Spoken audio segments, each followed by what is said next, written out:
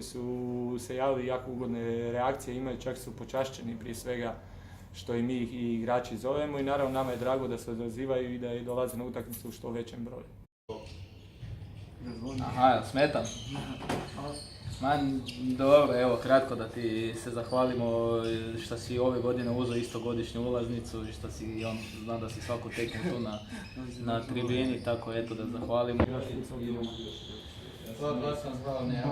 Zovem te da ti se zahvalim na podršci tijekom svih ovih godina i da ti kažem da obzirom da si lani imao godišnju ulaznicu, podsjećam te da je možeš obnoviti ovaj tjedan na utakmici koja se igra u 18:30 u Domu sportova u Dvojici. 2 godine za redom ulaznicu i na taj način pokazujete približenost klubu i podršku ekipi.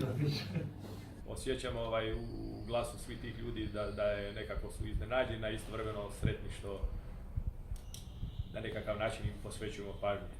Ko što oni nama posvećuju i mi vraćamo ovako malo prema njima.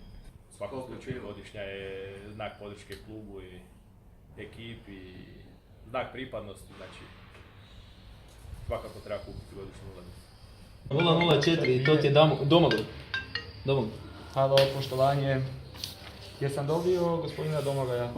Pa tebe zovu.